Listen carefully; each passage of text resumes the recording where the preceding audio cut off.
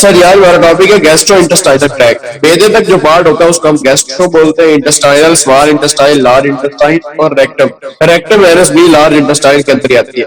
इसको हम totally overall क्या बोलते हैं? गैस्ट्रो इंटेस्टाइनल ट्रैक्ट, ट्रैक रास्ता, या फिर इसको जीआईटी भी बोलते हैं। ऑर्गेनाइजेशन, तरतीब, अरेंजमेंट किस तरह होती है? The digestive system in human beings is composed of a long muscular tube called gastrointestinal tract.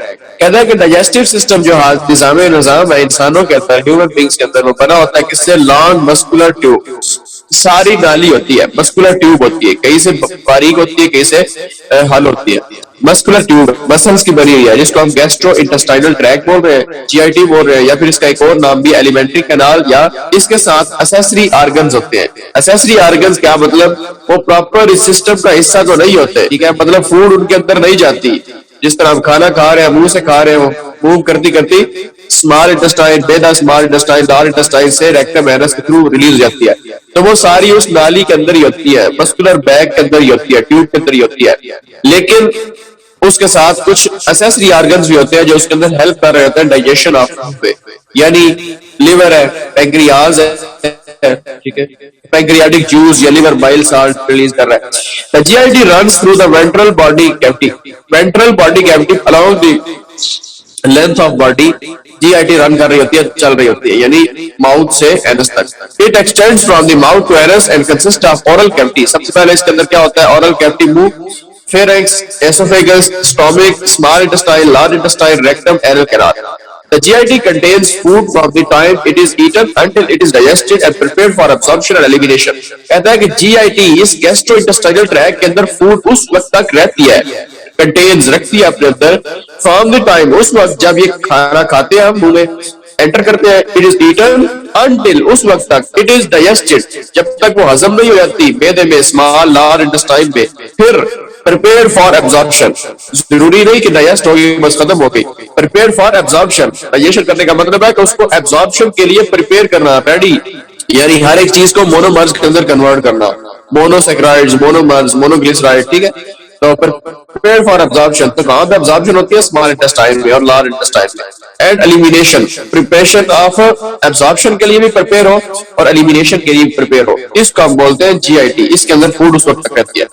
The walls of GIT form esophagus, कहता है कि जो वॉल है जीआईटी की एसोफेगस से टू द एनस, एनस तक, are composed of following layers from the outer surface to inward. Outer से inward surface जो है उसके अंदर कुछ लेयर्स होती है। सबसे ऊपर वाली लेयर जो है उसको अपर लेयर, उसको बोलते हैं हम सिरोसा। उसके बाद है मस्कुलरियस, यानी मसल लेयर, उसके अंदर मसल्स होते हैं, सब म्यूकोसा और म्यूकोसा।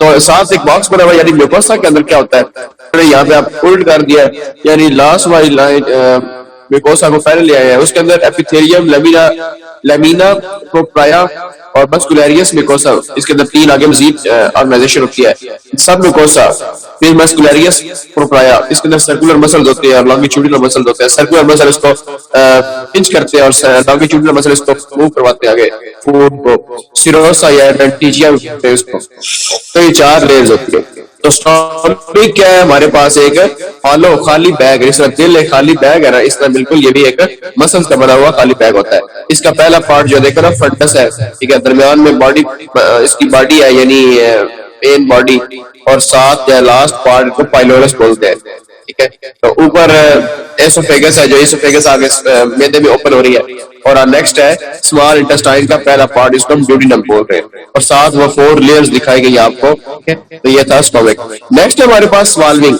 ये इंट्रोडक्शन था। नेक्स्ट है स्वाल्विंग, यानी स्वालो करना, निगलना, इसको कहते हैं डीग्लूटिनेशन। डीग्लूटिशन यानी खुराक का हमारे मुंह में आना, उसको चबाना, चीविंग, swallowing, ठीक है। डेफिनेशन है, this is the process in which food is passed from mouth to oropharynx. अब माउथ को हम क्या बोल रहे हैं? Oral cavity. अब माउथ या ओरल कैविटी के आगे जो नाली होती है उसको हम फेरिक्स बोलते हैं। वो फेरिक्स जो है वो माउथ और नाक को दोनों को मिला रही होती है। आगे जाके फिर वो दोनों वो एक नाली बन रही होती है, यानी नाक से भी आ रही होती है और कान से भी मिल रही होती है, फिर दोबारा क्या हो जाती है? चेंज हो जाती है, एक खुराक की नाली, एक हवा की नाली, ठीक है, इसोफेगस और लेरिंक्स।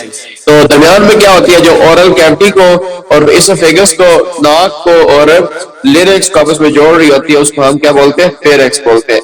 तो वो पार्ट फेरेक्स का, ठीक है, जो माउथ के साथ जुड़ा हुआ है उसको आप ओरोफेरेक्स कहते हैं। जो नाक के साथ जुड़ा हुआ है उसको नेजोफेरेक्स कहते हैं, ठीक है। जो उसके साथ है इसोफेगस के साथ जुड़ा हुआ है उसको इसोफेगियल फेरेक्स बोलते हैं। अच्छा, this is the process in which food is passed from mouth to the oropharynx and then to oesophagus. Mouth से ओरोफेरेक्स के अंदर आती है और फिर इसोफेगस के अंदर फूड चली जाती है एंड लास्टली टू स्टोमिक, और फिर स्टोमिक मैदे में गिरा दी जाती है। इस प्रोसेस को हम स्वालविंग कहते हैं, निगल जाना, ठीक है। स्टेजेस, इसके अंदर 3 स्टेज है। सबसे पहले there are 3 stages. Buccal stage, buccal cavity, मुंह को बक्कल कैविटी भी कहते हैं, ऑरल स्टेज भी कहते हैं, ऑरल कैविटी भी, तो इसको बक्कल स्टेज या ऑरल स्टेज बोलते हैं। ये हमारे पास वोलेंटरी होता है, यानी हमारे खुद इख्तियार में होता है, ठीक है। फूड को हम इनटेक कर रहे हैं तो कंट्रोल में है, इसमें वोलेंटरी एक्शन होता है। फिर है फेरेंजियल स्टेज, फेरिक्स के अंदर होता है, यानी इनवोलेंटरी है। एक मतलब कहते हैं ना, हम हमारे गले में कोई चीज चली गई तो आना वापस लाना मुश्किल थोड़ा होता है। फिर है एसोफेगियस, एसोफेगियल स्टेज जो है ये भी इनवोलेंटरी होता है, इसमें भी फूड चली जाए वापस लाना हमारे कंट्रोल में नहीं होता। सेंटर, अब इस प्रोसेस को इन तीनों बक्कल, फेरेंजियल और एसोफेगियल स्टेज को जो वोलेंटरी इनवोलेंटरी है इनको कंट्रोल कौन कर रहा है, इसका कंट्रोल सेंटर कौन सा है? तो हर चीज को पता है कि आपका कंट्रोल सेंटर दिमाग में होता है। The Swalwik center is located in the medulla oblongata and lower ribs. अगर आपने पढ़ा हो नर्वस सिस्टम, तो नर्वस सिस्टम क्या है? मेडुला ओब्लोंगेटा, पोन्स, सेरिब्रम, ये क्या है? हाइड ब्रेन के पार्ट्स, ठीक है। तो स्वालविक सेंटर जो है वो भी हाइड ब्रेन यानी मेडुला ओब्लोंगेटा और लोअर पोन्स में होता है। नेक्स्ट हमारे पास ओरल स्टेज, ये वोलेंटरी है। In this stage, the food passes from the mouth towards the pharynx by the voluntary movement of tongue, which moves upward against the palate and passes the bolus into pharynx. कहते हैं कि ये वोलेंटरी control में है और food पास होती है mouth से फेरेक्स के अंदर। भाई वोलेंटरी मूवमेंट, हमारी जो वोलेंटरी मूवमेंट है, खुद इख्तियारी मूवमेंट है टंग की, जुबान की। अब देखो स्टार्ट में दिखाया जा रहा है कि जुबान, फूड जुबान पे होती है, फिर हम निगल लेते हैं, बुलस बन जाता है, चबा लेते हैं, ठीक है। उसके अंदर सलाइवा ऐड हो जाता है, मिक्स हो जाता है, तो एक बुलस बनता है, ठीक है, टुकड़ा। वो फूड देखो ना, यहाँ पे जुबान है, अब आगे से उठ रही है और पीछे की तरफ जुबान बुलस को धकेल रही है, यानी आगे फिर इसको फेंक रही है, आगे से उठ रही है, ठीक है, ऐसे मूव कर रही है। तो voluntary movement of tongue which moves upward, जो ऊपर की तरफ मूव करती है अगेंस्ट द पैलेट, तालू के अगेंस्ट, ठीक है, तो खुराक को आगे फेंक देती है फेरेक्स के अंदर, बोलस इनटू फेरेक्स। नेक्स्ट हमारे पास फेरेंजियल स्टेज, ये इनवोलेंटरी है। In this stage, passage of food occurs from pharynx into esophagus. अब pharynx से लेकर esophagus के अंदर फेंकना होता है फूड को।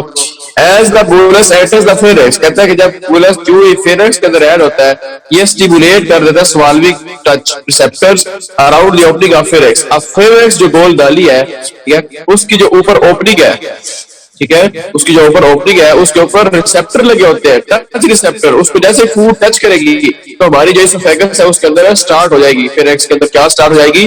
पेरिस्टाल्टिक मूवमेंट, जो उसको आगे मूव करना स्टार्ट कर देगी। As the bolus enters the pharynx, stimulates swallowing, यानी touch receptors around the opening of pharynx, pharynx के ओपनिंग, गर्दन के ऊपर बिल्कुल pharynx जहाँ पे ओपन हो रही है उस पाइप के ऊपर टच रिसेप्टर्स लगे हुए हैं। जो ही फूड उसके ऊपर जाके अटैच होगी, टच करेगी तो स्टिमुलेट होगा, यानी उसको आगे मूव करवाना। एंड टॉन्सिलर्स पाइलर्स, ठीक है। एसोफेगियल स्टेज ऑफ स्वॉलोइंग, कहता है कि इसोफेगियल स्टेज क्या है? In this stage food passes from the upper oesophagus to stomach. अब एसोफेगस से स्टोमक के अंदर फूड ने मूव करना है। This stage is involuntary. Oesophagus shows two movement, type of movements. कहता है कि इसोफेगस दो तरह की मूवमेंट शो करती है, एक प्राइमरी पेरिस्टाल्सिस, एक सेकेंडरी पेरिस्टाल्सिस। प्राइमरी पेरिस्टाल्सिस के अंदर the peristaltic wave begins in the Farex.